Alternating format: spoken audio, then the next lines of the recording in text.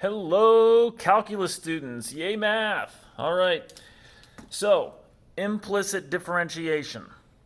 Some equations can be defined explicitly. That means we can get y by itself, like y equals x squared, or y equals 1 over x. These are easy to derive. So now I derive this. The derivative, I'm going to take the derivative of both sides. The derivative of y is just going to, well, that's just y prime, or dy dx, same thing. Those are both the same thing. The derivative of x squared is 2x.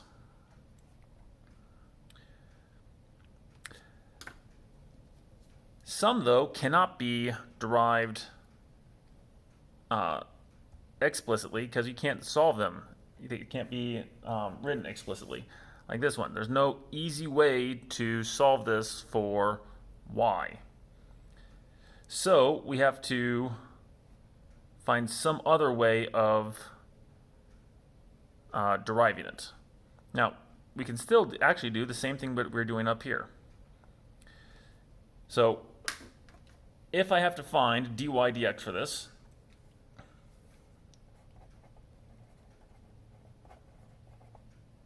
or the derivative, here's what we got to do. I'm going to take the derivative of everything in here. I'm going to take the derivative of this, the derivative of this, and the derivative of that. Take care of all the parts. We're actually going to start it right here because this is the easiest. The derivative of 4 is nothing. And that's a function of x, so dx over dx. Derivative of y is 2y dy dx. And you may be saying, Mr. Kuhn, where did that dy dx come from? That's something that I didn't tell you earlier, but here's where it comes from. When we're taking the derivative of this to get y prime, it's actually written dy, it's also known as dy dx. The change in y or the infinitesimal change in x. Infinitesimal change in y, infinitesimal change in x. The derivative of y is just 1. So it's 1 times the change in y or change in x. The same thing here. When I derive x squared, it's 2x, the infinite times the infinitesimal change in x over the infinitesimal change in x. Now I left that out because I didn't want you to freak out, because too much information at once can be overwhelming. But here's what's really happening. I got dy over dx up here is equal to 2x dx over dx. Well, that's just 1. So it's still just 2x. Down here, though, I'm taking the small change in y over the small change in x. And so those are not going to cancel out. All right, and now, for right here, we're going to have to do a product rule. So I'm going to take the derivative of x squared times the y, derivative of the first times the second, plus the derivative of the second times the first. All right. So what's going on right here is the product rule.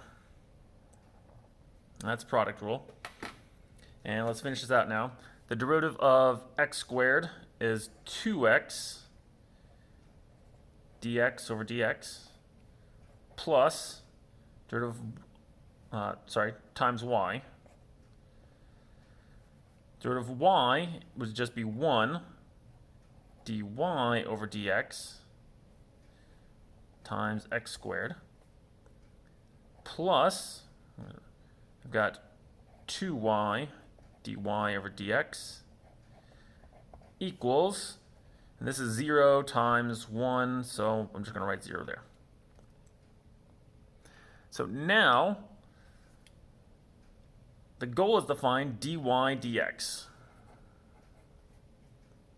Okay, well, that's dx dx, so that's just 1. I'm going to rewrite this. 2xy plus 1 times dy dx, okay. times x squared plus 2y dy dx is equal to 0. All right. So now, how do I deal with this? Okay, well, to find dy dx, I have to factor out the dy dx. But first I'm going to get this on the other side.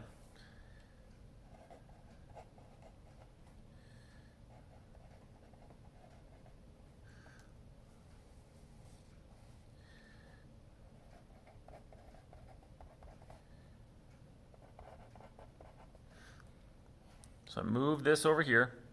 Now I can treat the dy dx as a variable.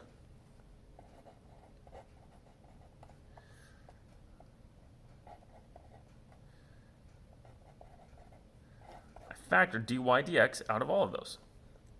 That's negative 2, all equal to negative 2xy. And then, to get dy dx,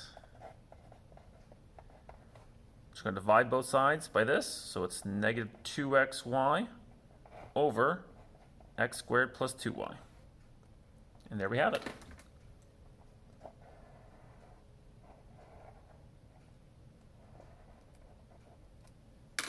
There you go. Some people get confused by this. Why is there dy dx in there? Another way to think about it is through the chain rule. If I've got, now let's just come and do it up here. Equation of a tangent line. You got to find the equation of tangent lines when x equals 3. So to find the equation of tangent line, I have to derive it. So I'm going to take the derivative of everything. So x squared, y squared, 25. I'm going to take the derivative of this.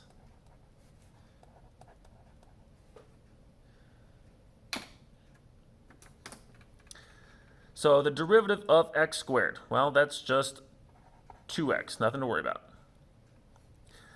I can also think of this as kind of like this, okay? So derivative of anything squared is 2 times, well, whatever's in the parentheses. I leave that alone. Then I have to take the derivative of what's inside the parentheses. Well, what's inside the parentheses? It's y. What's the derivative of y? dy dx. This is the chain rule. If I did it here, it's the same thing. Derivative of x squared is 2x. Derivative of what's inside of derivative of x is just 1. And the derivative of 25 is just 0. All right, so now to get dy dx, I'm going to have to get everything that's not dy dx onto the other side. 2y dy dx is equal to negative 2x. And so dy over dx is equal to negative 2x over 2y. Okay, we'll simplify. Dy over dx is equal to negative x over y. Now you may be saying to yourself, Mr. Kuhn, that's fine, but it says find the equation of a tangent line. That means I got to find the slope. Well, yes, we do need to find the slope. But Mr. Kuhn, there's a y in here. There is a y in there. That's okay though, because we can figure out what that y is. So this is all going to happen when x equals 3. So x squared plus y squared is 25. X is 3. So 3 squared plus y squared is 25. So 9 plus y squared is 25. Means y squared's got to be 16, or y has to be plus or minus 4. That's right. It can happen 2 different times. So now I know the x, I know the y. I just got to find the equation of the lines. So one line is going to happen at 3, 4. The other line is going to happen at 3, negative 4. So for the equation of the first line, y minus the y-coordinate, x minus the x-coordinate, and then I have to find the slope. Well, I know the x, I know the y, I can plug them in right here. So dy dx for 3, 4 is going to be negative 3 over 4.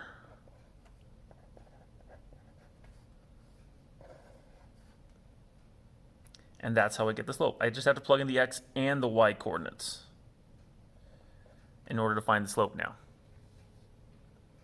Same thing over here. Y minus y1, so negative 4 equals the slope times x minus the x coordinate, 3. And so then I'm going to plug in the x and the y into this.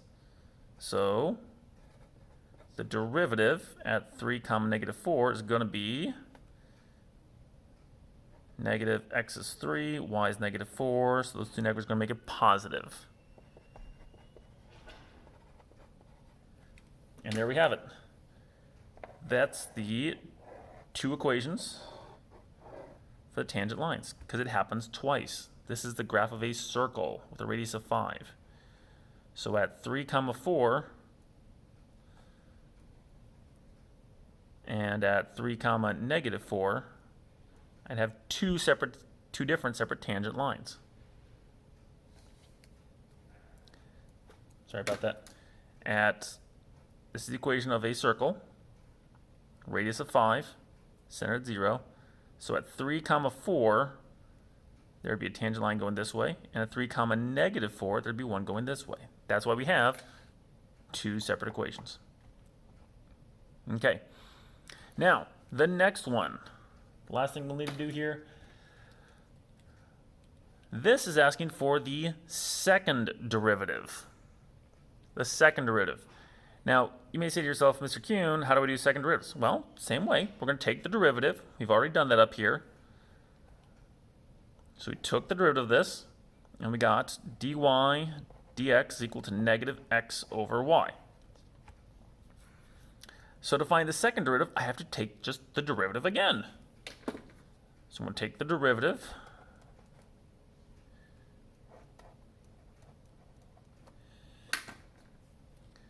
And that's going to give me, make sure you write this correctly, d squared y over dx squared. That's the notation we use. Now, we look at this and we say, uh-oh, there's a function over function. That's a chain rule, and indeed it is, so we got to do the chain rule. I'm just going to put the negative out front here. So, low y, d high. Derivative of x is just going to be 1. Minus high x d low. The derivative of y is 1 dy dx. All over low, low. So,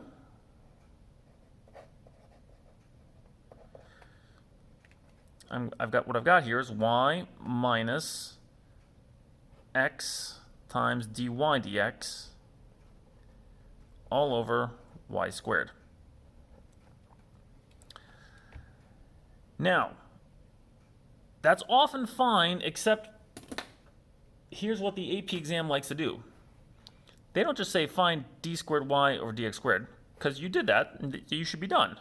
But they say in terms of x and y. Ours is in terms of x and y and dy dx. So how do I get rid of that? Mr. Kuhn, I don't know. How do I get rid of it? What do I do with that? If only I knew what dy dx was. Wait a second, we do. That's right.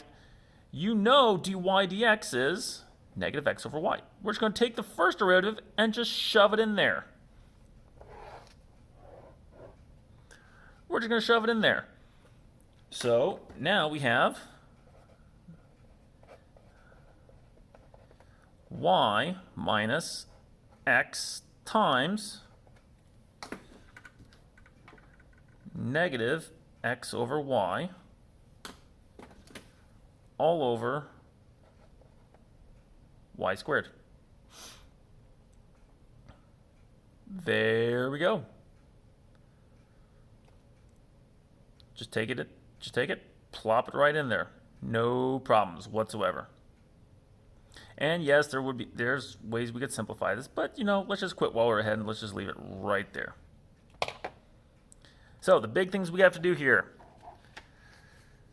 You might have to write the equation of a tangent line. If you have to do that, you're going to need to know the x-coordinate and the y-coordinate in order to find the slope of the derivative at that point.